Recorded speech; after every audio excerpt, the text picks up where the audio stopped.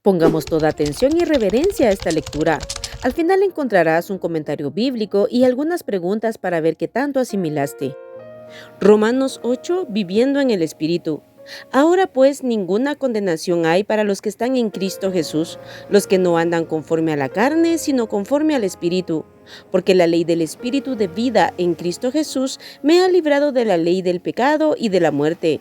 Porque lo que era imposible para la ley por cuanto era débil por la carne, Dios, enviando a su Hijo en semejanza de carne de pecado y a causa del pecado, condenó al pecado en la carne para que la justicia de la ley se cumpliese en nosotros, que no andamos conforme a la carne, sino conforme al Espíritu.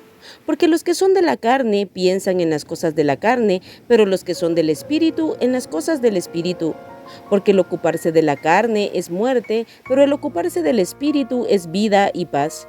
Por cuanto los designios de la carne son enemistad contra Dios, porque no se sujetan a la ley de Dios ni tampoco pueden. Y los que viven según la carne no pueden agradar a Dios. Mas vosotros no vivís según la carne, sino según el Espíritu, si es que el Espíritu de Dios mora en vosotros. Y si alguno no tiene el Espíritu de Cristo, no es de él. Pero si Cristo está en vosotros, el cuerpo en verdad está muerto a causa del pecado, mas el Espíritu vive a causa de la justicia. Y si el Espíritu de aquel que levantó de los muertos a Jesús mora en vosotros, el que levantó de los muertos a Cristo Jesús vivificará también vuestros cuerpos mortales por su Espíritu que mora en vosotros. Así que, hermanos, deudores somos, no a la carne, para que vivamos conforme a la carne. Porque si vivís conforme a la carne, moriréis. Mas si por el Espíritu hacéis morir las obras de la carne, viviréis. Porque todos los que son guiados por el Espíritu de Dios, estos son hijos de Dios. Pues no habéis recibido el espíritu de esclavitud para estar otra vez en temor, sino que habéis recibido el espíritu de adopción por el cual clamamos Abba, Padre. El Espíritu mismo da testimonio a nuestro espíritu de que somos hijos de Dios. Y si hijos, también herederos, herederos de Dios y coherederos con Cristo, si es que padecemos juntamente con Él, para que juntamente con Él seamos glorificados. Pues tengo por cierto que las aflicciones del tiempo presente no son comparables con la gloria venidera que en nosotros ha de manifestarse. Porque el anhelo ardiente de la creación es el aguardar la manifestación de los hijos de Dios. Porque la creación fue sujetada a vanidad, no por su propia voluntad, sino por causa del que la sujetó en esperanza. Porque también la creación misma será libertada de la esclavitud de corrupción a la libertad gloriosa de los hijos de Dios. Porque sabemos que toda la creación gime a una y a una está con dolores de parto hasta ahora. Y no solo ella, sino que también nosotros mismos, que tenemos las primicias del Espíritu, nosotros también gemimos dentro de nosotros mismos, esperando la adopción, la redención de nuestro cuerpo. Porque en esperanza fuimos salvos, pero la esperanza que se ve no es esperanza, porque lo que alguno ve, ¿a qué esperarlo? Pero si esperamos lo que no vemos, con paciencia lo aguardamos. Y de igual manera el Espíritu nos ayuda en nuestra debilidad, pues que hemos de pedir como conviene, no lo sabemos, pero el Espíritu mismo intercede por nosotros con gemidos indecibles. Y de igual manera el Espíritu nos ayuda en nuestra debilidad, pues que hemos de pedir como conviene, no lo sabemos, pero el Espíritu mismo intercede por nosotros con gemidos indecibles. Mas el que escudriña los corazones sabe cuál es la intención del Espíritu, porque conforme a la voluntad de Dios intercede por los santos. Más que vencedores. Y sabemos que a los que aman a Dios, todas las cosas les ayudan a bien, esto es, a los que conforme a su propósito son llamados. Porque a los que antes conoció, también los predestinó para que fuesen hechos conforme a la imagen de su Hijo, para que Él sea el primogénito entre muchos hermanos. Y a los que predestinó, a estos también llamó, y a los que llamó, a estos también justificó, y a los que justificó, a estos también glorificó. ¿Qué pues diremos a esto? Si Dios es por nosotros, ¿quién contra nosotros? El que no escatimó ni a su propio Hijo, sino que lo entregó por todos nosotros, ¿cómo no nos dará también con Él todas las cosas? ¿Quién acusará a los escogidos de Dios? Dios es el que justifica. ¿Quién es el que condenará? Cristo es el que murió, más aún el que también resucitó, el que además está a la diestra de Dios, el que también intercede por nosotros.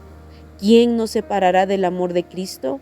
¿Tribulación o angustia o persecución o hambre o desnudez o peligro o espada? Como está escrito, por causa de ti somos muertos todo el tiempo, somos contados como ovejas de matadero. Antes en todas estas cosas somos más que vencedores por medio de aquel que nos amó.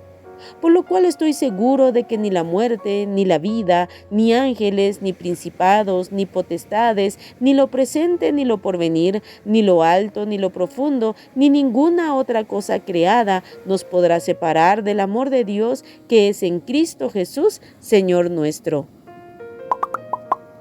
El capítulo comienza con la frase: ahora pues ninguna condenación hay para los que están en Cristo Jesús, los que no andan conforme a la carne, sino conforme al Espíritu. Esa palabra condenación solo ocurre 3 veces en el Nuevo Testamento y todas en Romanos. Se emplea en situaciones judiciales como lo opuesto a la justificación. Se refiere a un veredicto de culpable y el castigo exigido por ese veredicto. Aquí habla de andar conforme al Espíritu con mayúscula, refiriéndose al Espíritu Santo. Solo en este capítulo 8 se menciona muchas veces al Espíritu Santo porque es quien nos libera del pecado y la muerte, el que nos capacita para cumplir la voluntad de Dios, el que nos da esa nueva naturaleza y nos reviste de fortaleza para tener victoria sobre esa vieja naturaleza. Confirma nuestra adopción como hijos de Dios y garantiza nuestra gloria eterna. Pablo puede decir en el versículo 2, la ley del Espíritu de vida en Cristo Jesús me ha librado de la ley del pecado y de la muerte. Este evangelio glorioso nos da libertad plena de la esclavitud del pecado. Vemos cómo la ley, o sea, la letra, no puede cambiar nuestra naturaleza ni liberarnos del pecado y del castigo. Más adelante, la palabra de Dios nos enseña que los designios de la carne, o sea, los propósitos, intenciones o planes de la carne, son enemistad contra Dios, o sea, se oponen a Dios y a su voluntad. Es por eso que los que viven según la carne, es decir, según los designios o deseos de la carne, no pueden agradar a Dios. Se nos ha dado todo para ser más que vencedores. El Espíritu de aquel que levantó de los muertos a Jesús, morando en nosotros, vivifica nuestro cuerpo. Al llamado del versículo 13 debemos ponerle especial atención, porque si vivís conforme a la carne moriréis, mas si por el Espíritu hacéis morir las obras de la carne, viviréis. Si vivimos obedeciendo los deseos de la carne, iremos muriendo espiritualmente. Pero por la gracia del Espíritu Santo podemos hacer morir esas obras de la carne. Esto está ampliamente enseñado en la palabra de Dios. Cada uno de nosotros tenemos una responsabilidad personal. ¿Qué vamos a alimentar? ¿La carne? ¿La vieja naturaleza? ¿O nuestra vida espiritual? Veamos tan solo un ejemplo en Gálatas 5:16.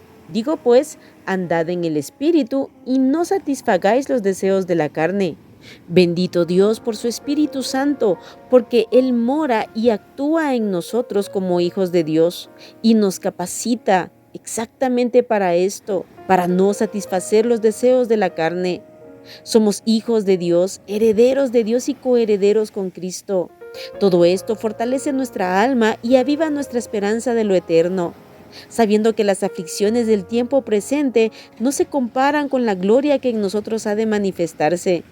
Por esto mismo, la creación y nosotros gemimos, esperando la redención total y completa. Mientras tanto, el Espíritu Santo nos ayuda en nuestra debilidad e intercede por nosotros con gemidos indecibles. La última parte del capítulo aviva aún más nuestra fe, sabiendo que todo lo que pasemos en este mundo, aunque no lo entendamos, tendrá un propósito de bien para nuestras vidas. Hay que poner atención para quiénes es esa promesa.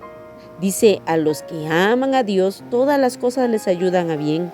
¿Y cómo sabemos que amamos a Dios? Juan 14:15 dice, si me amáis, guardad mis mandamientos. Ahora le amamos a Él porque Él nos amó primero. Él nos conoció, predestinó, llamó, justificó, glorificó y entregó lo más amado, a su Hijo Jesucristo. Como sigue diciendo, ¿cómo no nos dará con Él todas las cosas? Su salvación es completa. Nadie nos puede acusar.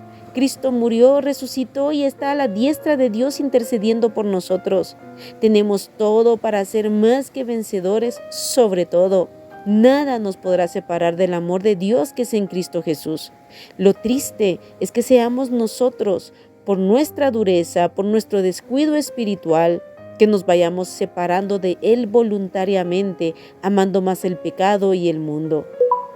Ahora, si pusiste atención, responde a las siguientes preguntas. Número 1. ¿Hay condenación para los que están en Cristo Jesús? Número 2. ¿Era imposible para la ley liberarnos de la carne, es decir, la vieja naturaleza? Número 3. ¿Qué es designio? Número 4. ¿Los designios de la carne son enemistad contra quién? Número 5. ¿Por medio de quién podemos hacer morir las obras de la carne? Número 6. ¿Quién da testimonio a nuestro espíritu de que somos hijos de Dios? Número 7. ¿La creación está gimiendo y está con dolores de parto esperando la libertad gloriosa? Número 8. ¿Quién intercede por nosotros con gemidos indecibles? Número 9. ¿Quién está a la diestra de Dios intercediendo por nosotros? Y número 10. ¿Somos más que vencedores sobre todo por medio de aquel que nos amó? Aquí terminamos este capítulo tan profundo y tan hermoso de Romanos capítulo 8. Apartemos todos los días tiempo para orar y meditar la palabra de Dios. Que Dios te bendiga.